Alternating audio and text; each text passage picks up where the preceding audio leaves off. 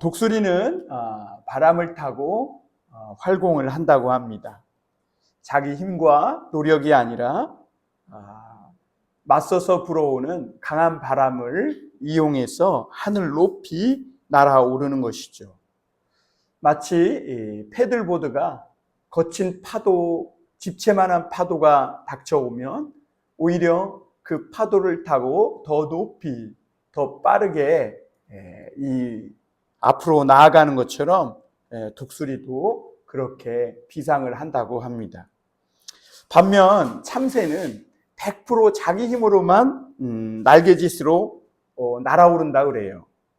그래서 비바람이 강하게 불면 날개를 접어야 된다는 거예요. 작은 바람에도 꼼짝 못한다는 것이죠. 그러나 독수리는 오히려 폭풍우가 치면 더 높이, 더 멀리, 더 빠르게 날아올 수 있다고 합니다. 왜냐하면 자기 자신을 향해서 불어오는 그 강한 바람을 이용하기 때문인 것이죠. 우리는 시간이 바뀌거나 계절이 바뀌면 새로운 결단과 어떤 계획을 짭니다. 좋은 태도죠. 그런데 인간의 고질적인 문제 중에 하나가 뭐냐면 다 좋은데 그런 일들을 하나님 없이 우리 자신의 힘과 노력으로만 해보려고 한다는 것이죠. 마치 참새처럼 때로는 처절할 만큼 날갯짓을 열심히 해서 애쓰고 노력하지만 낮은 언덕조차 넘지 못하는 자신의 한계를 발견하고 금세 꼼짝 못하고 날개를 접는 우리 자신들을 발견할 뿐입니다. 여러분, 성도는 성경이 표현하기를 독수리 새끼다 그랬어요. 왜냐하면 하나님이 그 믿는 자들을 기르고 양육하는 것을 마치 어미 독수리가 새끼 독수리를 업어 길러 양육하듯이 그렇게 했다고 표현하고 있기 때문입니다. 그 출애굽기 19장 4절에 보면 내가 애굽 사람에게 어떻게 행하였음과 내가 어떻게 독수리 날개로 너희를 업어 내게로 인도하였음을 너희가 보았느니라 했어요. 그러니까 하나님이 이스라엘 백성들에게 그 기억을 되살려주면서 내가 너희를 구원하기 위해서 애굽에 행한 그 놀라운 일, 그리고 내가 너희를 독수리 날개로 업어 길러 인도했다, 이렇게 말씀하고 있는 것이죠. 여러분, 하나님은 오늘도 여전히 하나님의 자녀들을 독수리가 그 새끼를 업어 기르듯 우리 인생을 인도하시는 하나님이십니다. 그래서 우리가 독수리가 되길 원하지 작은 바람에도 꼼짝 못하는 위축되는 것은 참새가 되지 않기를 원하시는 줄 믿습니다. 여러분, 하나님이 인도하심으로 오늘 우리가 첫 번째 생각해 볼 것은 하나님이 인도하시는 그 길을 여러분들이 지금 가고 있다면 100% 온전히 믿고 신뢰하고 가라는 겁니다. 의심하거나 두려워하지 말라는 거예요. 여러분, 세상엔 두 가지 길이 있습니다. 큰 길과 넓은 길. 그래서 많은 사람이 찾는 길이 있어요. 그 길을 가는 데는 그냥 따라만 가면 돼요. 누구나 갈 수 있습니다. 그런데 누구나 갈 수 없는 길이 있어요. 그러니까 믿음의 길입니다. 그 길은 하나님을 믿는 믿음으로만 갈 수 있는 길인 것이죠. 여러분, 이스라엘 백성들이 하나님의 큰 능력으로 애굽에서 나왔어요. 그리고 하나님께서 약속하신 가나안 땅을 향해 갑니다. 그러면서 하나님은 그들에게 어떤 염려도 또 어떤 걱정도 하지 않도록 그들 앞에서 항상 인도하며 그들을 인도하고 있음을 보게 됩니다. 그러니까 이스라엘 백성들은 애굽에서 하나님의 능력으로 나와서 방황하지 않아도 돼요. 자기 바로 앞에서, 한 걸음 앞에서 자신을 인도하는 그 하나님만 그저 따라가기만 하면 되는 것입니다. 왜냐하면 하나님은 광야의 길을 만드신 분이시고, 그리고 하나님이 가시는 길, 하나님이 가시면서 인도하시는 그 길은 모든 길이 되는 줄 믿습니다. 큰 능력과 구원의 은혜를 받은 이스라엘은 큰 감격 속에서 약속의 땅 가나안으로 지금 나아가고 있습니다. 그런데 그들 앞에도 역시 지금 두 가지 길이 놓여 있음을 보게 됩니다. 우리 17절 말씀을 다시 한번 보겠습니다.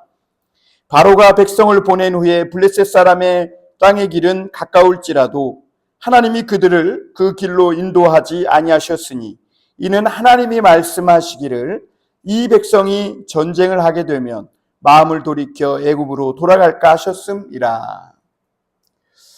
여러분, 이 하나님께서 애굽에서 나와 약속의 땅 가나안으로 향해 가는 이스라엘 백성들 앞에 두 가지 길을 놓았는데요. 그 첫 번째 길이 뭐냐면 해변가를 따라서 가나안으로 가는 길입니다.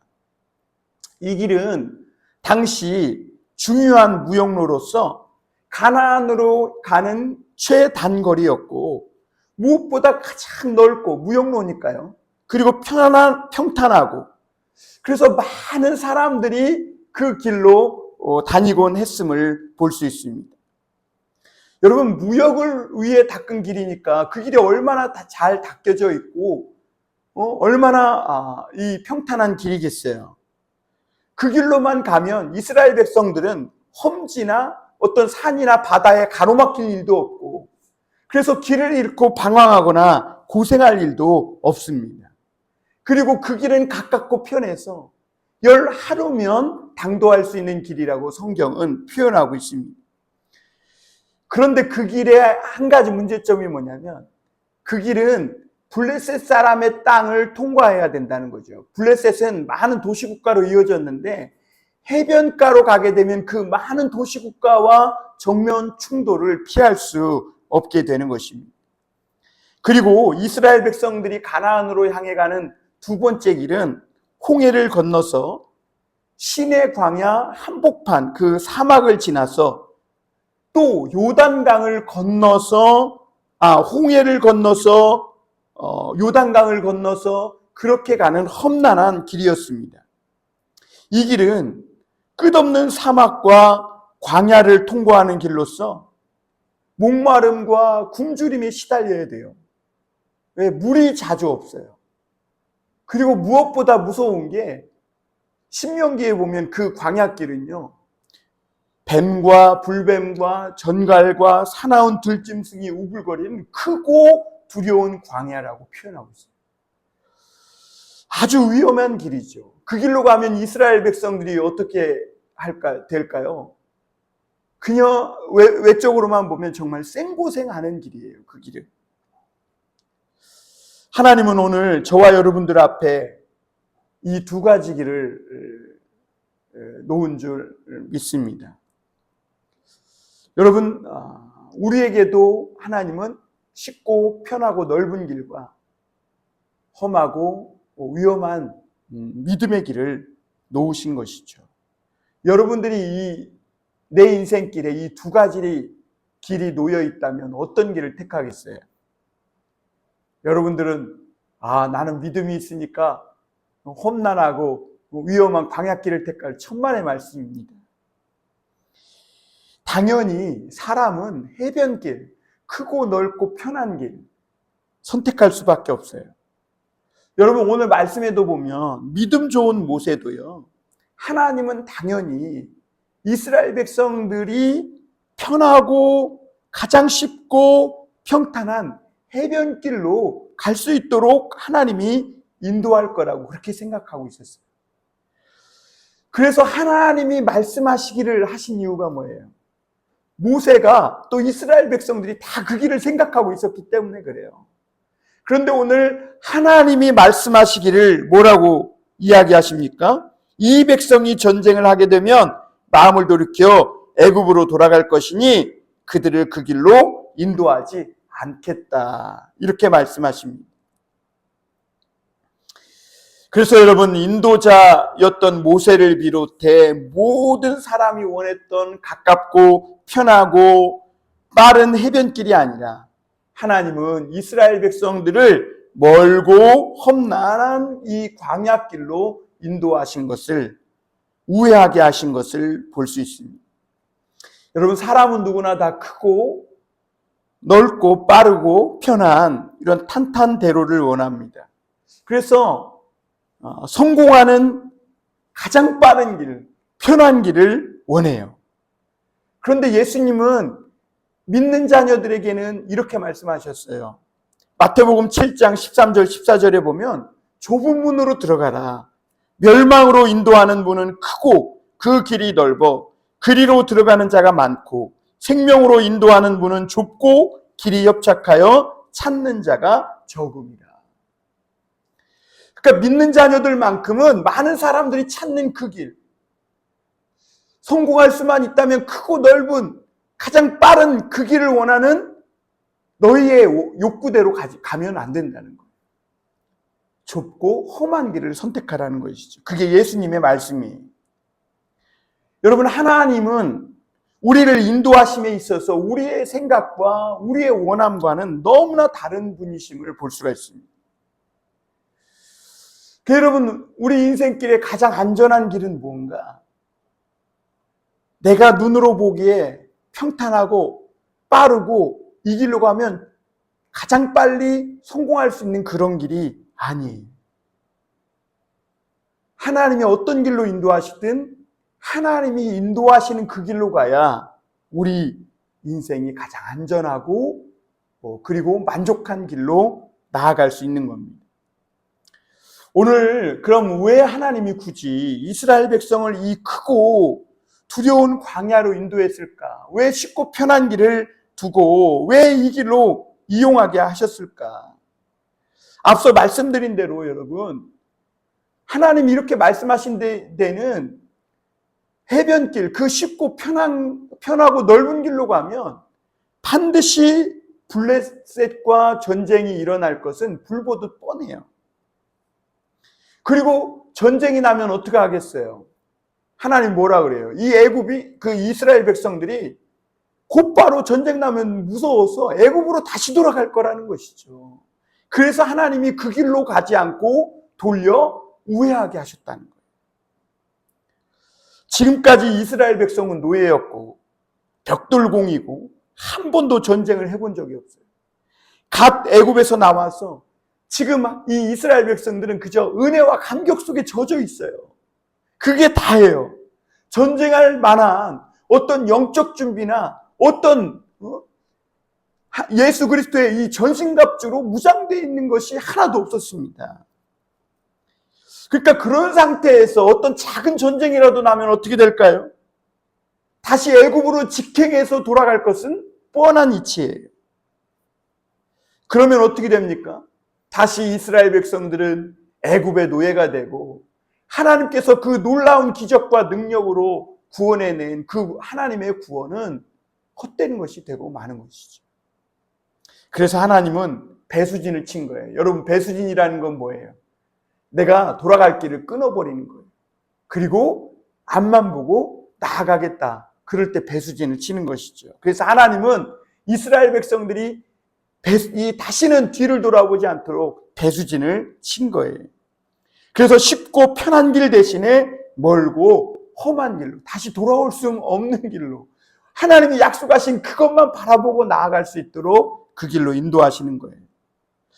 여러분, 성도가 명심해야 될 것은 하나님이 인도하시는 길이라면 그 길이 어떠하든지 간에 가장 안전하고 지금 내게 최선의 길이라는 것을 믿고 가야 해요. 그 믿음이 중요한 거예요, 여러분. 내가 잘못 걸어온 게 아닐까. 그거는 무슨 말이에요? 하나님의 인도하심을 부정하는 거예요. 하나님이 완벽하신 분이심을 불신하는 것이죠. 여러분, 오늘 하나님은 우리보다 앞서가신다고 말씀했어요. 미래를 다 내다보고 가시는 분이세요. 그러기에 하나님의 인도하심은 틀림이 없습니다. 하나님은 심지어 이스라엘 백성들을 신명기에 보면 그들의 체질과 성품과 고집과 그래서 앞으로 일어날 모든 삶의 상황까지도 다 고려해서 길을 인도하시는 분이신 것을 볼 수가 있어요. 그러므로 하나님이 지금 나의 성품, 기질, 이 모든 것들을 다 고려해서 내 인생에 일어날 사건과 일들까지 다 고려해서 내다보시고 인도하시고 계시다는 것을 여러분 믿고 가시길 바랍니다. 그 길이 최선의 길인 줄 믿습니다. 두 번째 우리가 생각해 볼 것은 하나님이 인도하시는 길은 연단을 받아 주의 영광을 보는 길이라는 것이죠. 사람들은 다 영광을 보기를 원합니다. 그런데 인간의 힘과 노력으로 그 영광의 자리에 오르는 경우가 많이 있긴 있어요. 그런데 여러분 사실 얼마 못 가서 금방 그 영광의 자리를 잃어버리고 잃기만 하면 다행인데 자신의 모든 것을 잃고 추락하는 것을 보게 됩니다. 여러분, 그래서 하나님은 이스라엘 백성들을 편하고 넓은 길을 두고 멀고 위험한 길로 인도하시는 걸 볼 수 있습니다. 그러니까 하나님만 의지하게 하신 것이죠. 사실 그런데 이스라엘 백성들이 그러다 만난 상황이 뭐예요? 아픈 홍해가 가로막고 있고 뒤는 애굽 군대가 막 아주 끈질기게 추격해 오고 있습니다. 앞뒤가 다 막힌 상황이에요. 하나님이 인도하시는 길인데 참으로 이상합니다. 왜 하나님이 인도하시는데 이런 상황이 벌어질까요? 그런데 놀랍게도 이스라엘 백성들이 그럼에도 불구하고 하나님이 인도하시는 길로 갔을 때 그때 새로운 길을 발견하게 돼요. 바닷속에, 홍해 바닷속에 숨겨진 길, 제3의 길, 길도 없는 그 광야 속에 숨겨진 하나님의 길을 발견하게 됩니다. 그게 바로 뭘까요? 믿음의 길이에요. 믿음의 길. 일반 사람들은 그 길을 못 봐요. 하나님을 신뢰하고 의지하는 자만 그 길을 볼 수 있고 발견하게 되는 것이죠. 이스라엘이 하나님을 믿고 그 길로 들어갔을 때 그 믿음의 길을 발견했을 뿐만 아니라 그 길로 가니까 어떻게 돼요? 애굽 군대가 끝까지 쫓아오는 것 같았죠. 그래서 이스라엘 백성들을 막 두렵게 하고 공포로 몰아넣고 벌벌 떨게 했지만 결국은 하나님이 그들을 다 홍해 바다에 수장시켜서 이스라엘 백성들을 완전히 자유하게 하시고 모든 두려움과 공포에서 해방되게 하시고 굳건히 하나님만 의지하며 자유롭게 주를 섬기게 하신 것을 볼 수 있습니다. 이게 하나님의 계획이에요. 이것은 또 다른 면으로 어떤 것을 의미하냐면 크고 두려운 광야를 그 홍해 바다의 무서운 넘실대는 파도를 통과해야만 볼 수 있는 하나님의 영광이 있다는 겁니다. 그럼에도 여러분 우리 믿는 자들조차도 자꾸 쉽고 편한 길만 택하려고 해요. 교회를 개척해도 막 급속하게 성장하고 부흥하고 그래서 내가 아무 일도 안 해도 뭐 그냥 다 될 수 여러분 세상에 그런 길은 없어요. 여러분. 그런 길이 어디 있겠어요? 그런 길은 있다 해도 망하는 길이에요. 사람은 그럼에도 불구하고 누구나 다 고난과 연단을 싫어하는 것은 사실이에요. 저도 싫어해요. 저도 고난 연단 이제 지긋지긋해 끝냈으면 좋겠어요. 그런데 여러분 연단받지 않고 교회가 빨리 부흥하는 거, 연단받지 않고 사람이 빨리 성공하고 인정받고 높은 자리에 오르는 거, 그리고 성공하고 싶은 거, 그 생각만큼 뼛속까지 위험천만한 생각이 없는 거예요.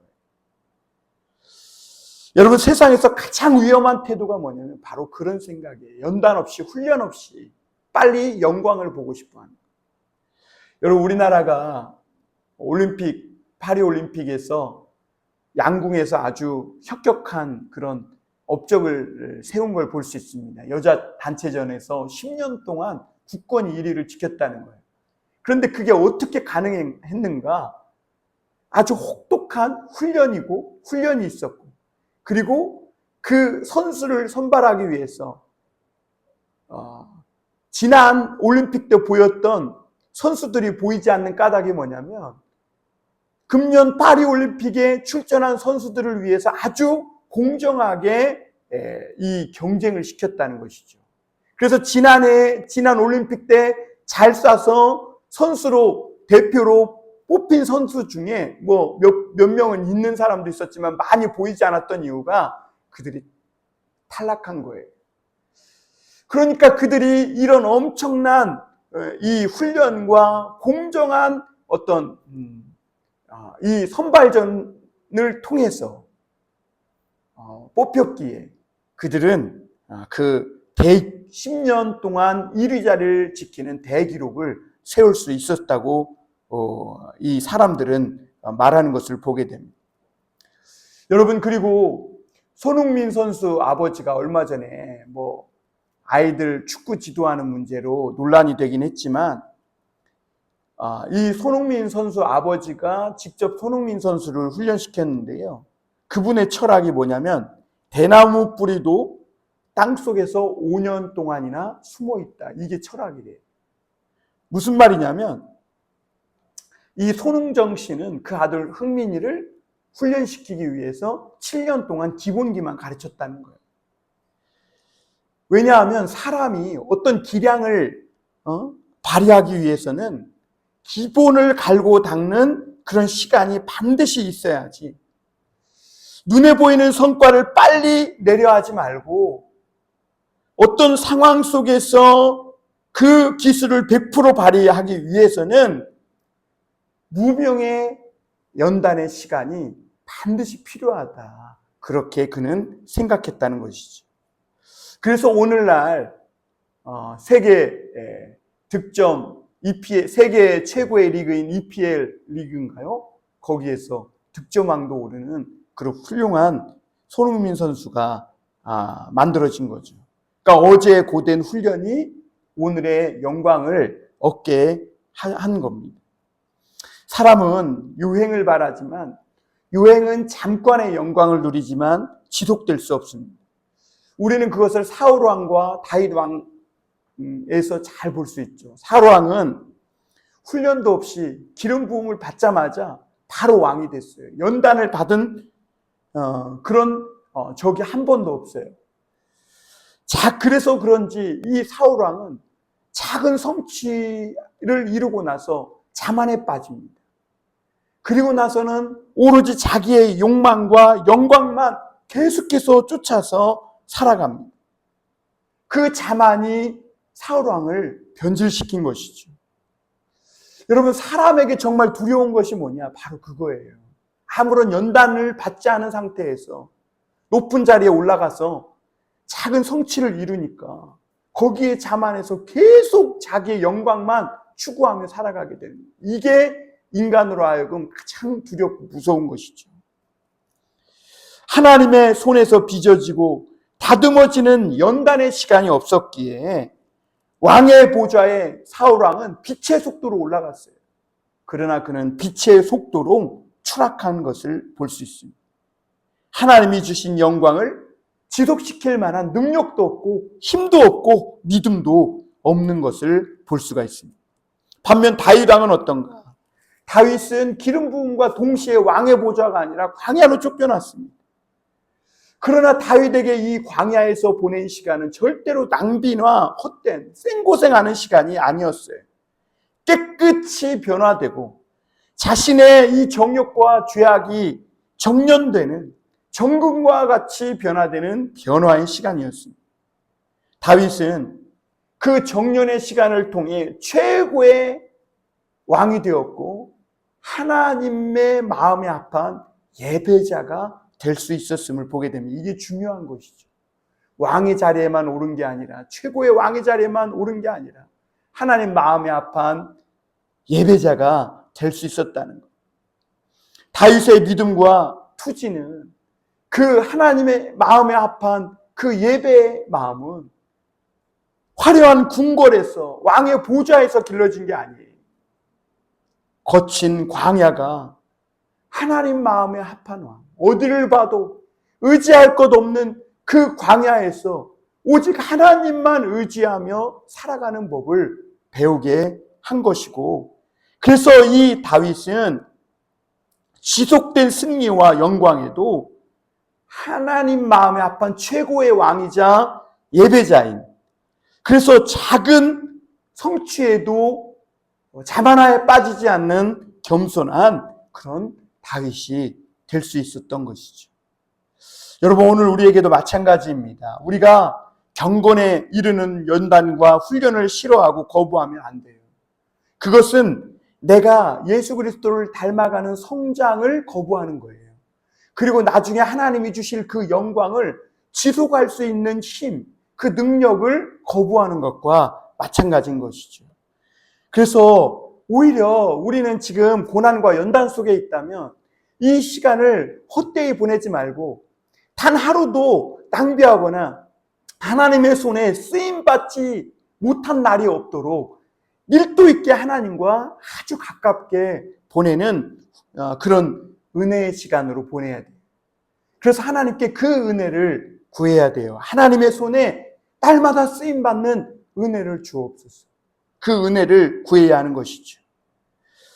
그러므로 여러분, 내 인생이 먼 길로 돌아가고 험한 광야길을 지금 걷고 있을지라도, 저 멀리 힘들고 어려운 길로 우회하고 있을지라도 지금 하나님이 나를 인도하고 계심을 믿는다면 그 길을 하나님의 영광을 보기 위한 길이라는 것을 여러분 믿으시길 바랍니다.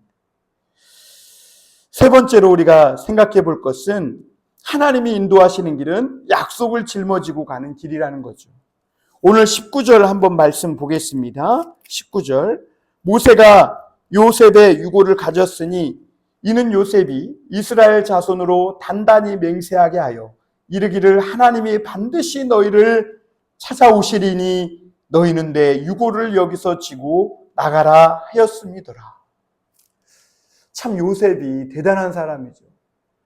그 애굽 땅에서 2인 자리에 오르기까지 아주 최고의 성공을 거두고 대단한 그런 성공한 사람이 되었음에도 그는 눈을 감기 전까지 하나님이 찾아오시리라는 그런 약속이 있으니 내가 죽어서 이 애굽 땅에 묻힐지라도 그때 하나님이 찾아오셔서 너희가 이 애굽 땅을 나가게 되면 내 유고를 짊어지고 함께 가나안 땅으로 올려가 거기에 나를 묻어달라고 이렇게 맹세시키는데요. 그것도 오늘 말씀에 보면 단단히 맹세시켰다는 것을 볼 수가 있습니다. 여러분, 그래서 모세와 이 이스라엘 백성들이 애굽을 떠나게 됐을 때요, 이 요셉의 해골을 메고 올라갑니다. 여러분, 이 요셉의 해골을 메고 올라가는 모세와 이스라엘 백성들을 한번 생각해 보세요. 그때 그들은 그 요셉의 해골을 메고 올라갈 때마다 무슨 생각이 들었겠어요? 아, 요셉이 그 오래전에 단단히 맹세시키면서 하나님이 너희를 찾아오시리라는 그 약속의 말씀이 사실이었구나. 하나님은 약속한 것을 반드시 지키시는 분이시구나 라는 것을 깨닫고 그때마다 하나님을 만나는 그런 놀라운 은혜가 있었음을 우리가 알 수 있습니다. 여러분, 요셉은 애굽에서 아무리 성공을 거뒀을지라도 그 후손들에게 우리가 영원히 거주할 곳이 아니라는, 이 애굽 땅은 우리가 영원히 있을 곳이 아니라는 그런 것을 확인시켜주고 또 확인시켜주는 그런 사람이었습니다. 그리고 그 요셉의 유골은 나중에 이 믿음의 후손들에게 아주 아름다운 믿음의 유산으로 남겨진 것을 볼 수가 있습니다. 여러분, 400년이 지난 후 마침내 하나님의 약속이 이루어졌을 때 모세와 백성들이 맨 요셉의 유골은 단지 유골이 아니라 하나님이 요셉을 통해 남겨준 그 약속의 말씀을 이루시는 아주 중요한 증거물이 되었음을 볼 수가 있죠. 여러분, 오늘도 우리가 우리에게 약속하신 것을 반드시 지키시고 인도하시는 그 하나님의 약속을 어깨에 메고 가는 것이 중요합니다.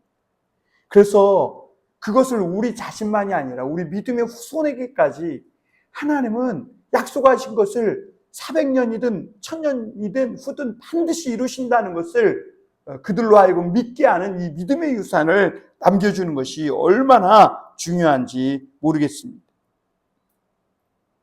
사람들은 인생의 길을 또 방향을 정할 때 다른 성공한 사람들의 매뉴얼이나 그들의 방법을 따라가려고 해요.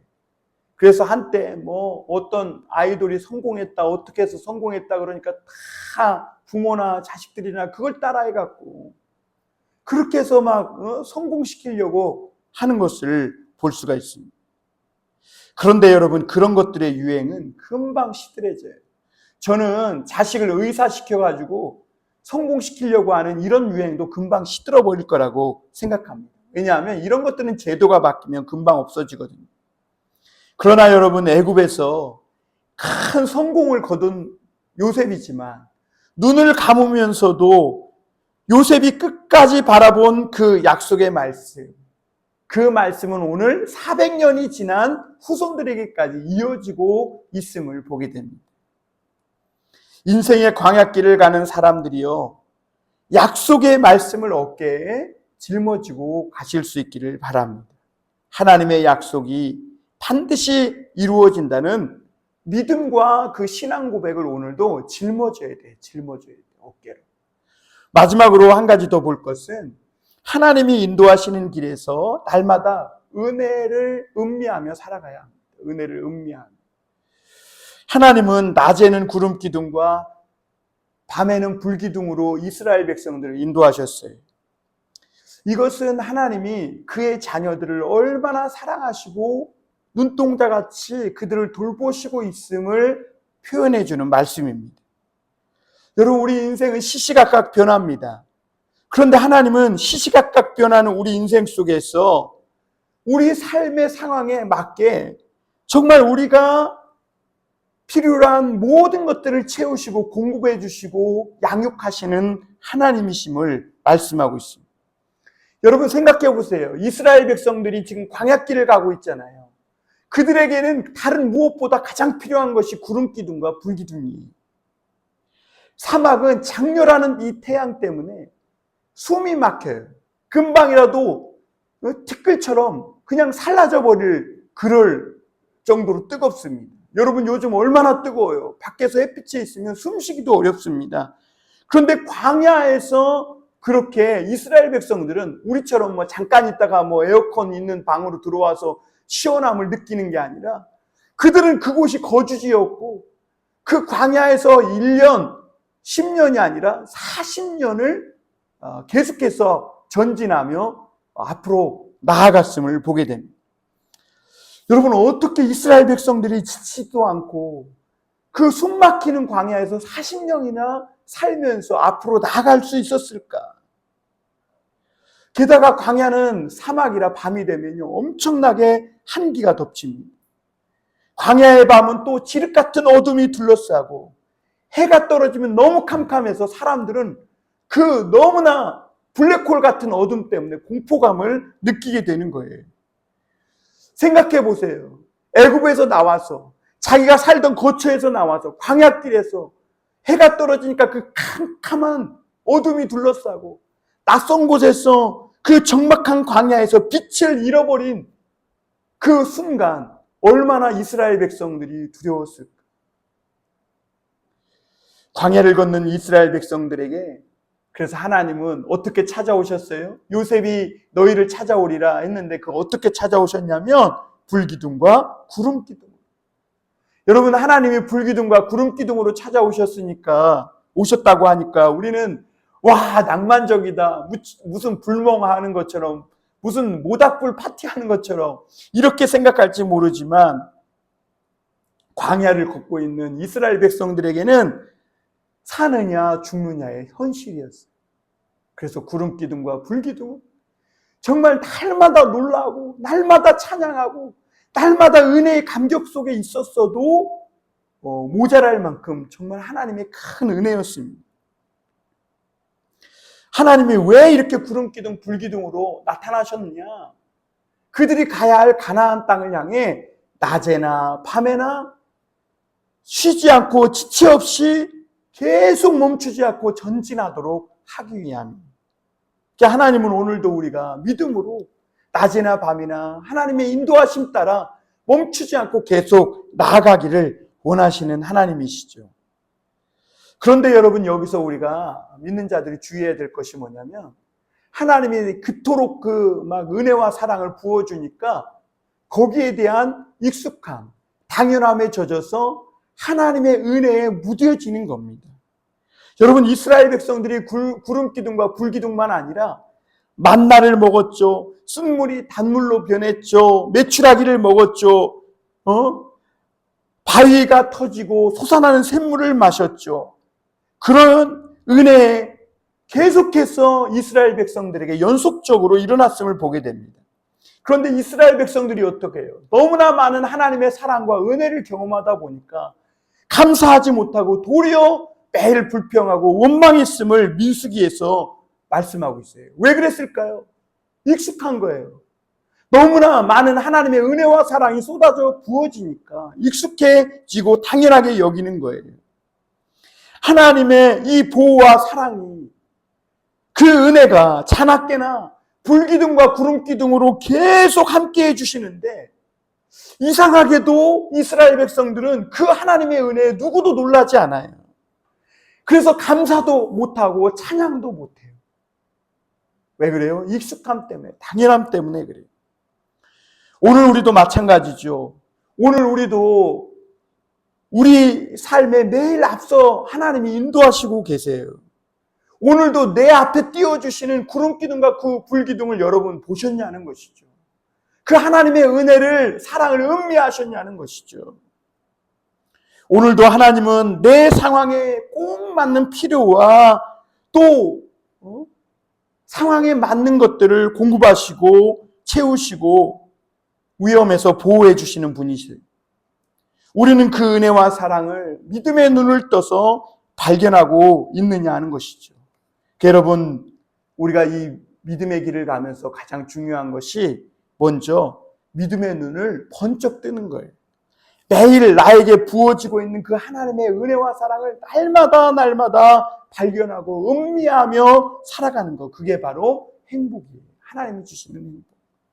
그래서 여러분, 오늘도 내일도 우리는 은혜에 흠뻑 취해서 살아갈 수 있도록 우리 자신을 내어드려야 합니다.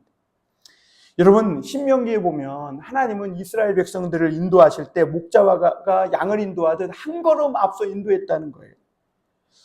여러분, 하나님은 우리에게서 멀리서 1km 가면 뭐가 있고 10km 가면 뭐가 있고 1년 후에 뭐가 있고 10년 후에 뭐가 있고 5년 후에 너희가 이렇게 인도하지 않으셨다는 거예요. 여러분, 소경을 인도할 때는요, 시각장애인이 우리에게 길을 묻는데 1km 걸어가다 보면요, 거기 뭐가 있고요, 10km 걸어가다 보면 뭐가 있고, 이렇게 알려주면 그 사람은 한 걸음도 못 가요. 손을 붙잡고 바로 앞에 있는 돌뿌리부터 걷어줘야 이 시각장애인은 한 걸음 한 걸음 뛰어서 그 길을 갈 수 있는 것이죠. 그런데 오늘 말씀을 보니까 하나님이 우리를 그렇게 인도하셨다고 말씀하고 있어요. 그런데 우리는 어때요? 계속해서 멀리를 보고 멀리를 알려달라고 그래요. 주님, 15년 후에 우리 교회가 부흥할까요? 주님, 몇 년 후에 우리가 좀 괜찮을까요? 그리고 한 번에 너무 큰 걸음을 떼고 싶어 하는 거예요. 그러니까 한 걸음도 못 떼는 거예요. 하나님은 지금 하나님을 믿고 신뢰하고 두려워도 한 걸음부터 떼라, 이렇게 말하는데, 우리는 자꾸 멀리 또 큰 걸음만 떼려고 그렇게 하나님께 조르고 있는 것이죠.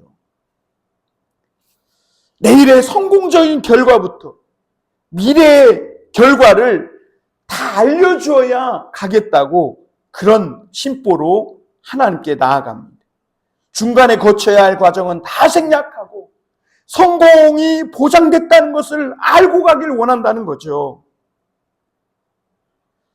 그리고 그것을 마치 믿음이라고 착각합니다. 그런데 여러분, 지금 한 걸음을 떼기 위해서는 하나님이 요구하시는 것에 순종하여 한 걸음을 믿음으로 떼는 것이 중요해요. 믿음으로 한 걸음 한 걸음 떼는 것도 두려워하고 또 하나님이 요구하시는 것에 순종하지도 않으면서 미래의 큰 축복과 영광이 떨어지기를 바라는 것은 그것은 잘못된 생각이라는 거죠.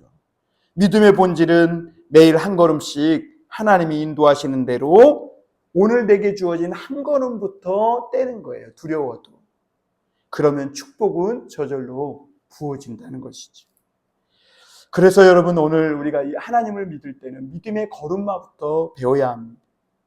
그러면 내일은 걸음이 빨라지고 그 다음은 달려갈 수 있게 되고 그리고 달려가도 넘어지지 않는 그런 능력이 나타나는 것이죠. 지금 하나님께서 내 인생에 필요한 모든 것들을 채우시고 구름 기둥과 불 기둥으로 나를 인도하시고 계심을 발견하고 있느냐 하는 것이죠. 그렇다면 하나님께 감사와 찬양을 돌리며 은혜로 충만한 삶을 살라고 하십니다. 그것이 하나님의 인도하심을 따라가는 첫걸음입니다. 여러분, 내가 어디로 가야 할지, 또 얼마나 빨리 가야 할지, 또 얼마나 큰 일을 해야 할지, 이것은 내 몫이 아니에요. 오직 우리는 매일 하나님의 구름기둥, 불기둥만 따라가면 되는 겁니다. 어차피 우리는 하나님의 은혜와 사랑과 보호하심 아래 사는 사람들이에요. 그러므로 우회한다고, 더디다고, 조급해하거나 또는 서두르지 말라는 것이죠. 오늘 그냥 나에게 하나님이 띄워주시는 그 구름기둥, 불기둥을 발견하고 두려워도 그 한 걸음 한 걸음을 따라가다 보면 하나님은 반드시 우리에게 약속을 지키시고 축복을 부어주시는 하나님이 되실 줄 믿습니다. 기도하겠습니다.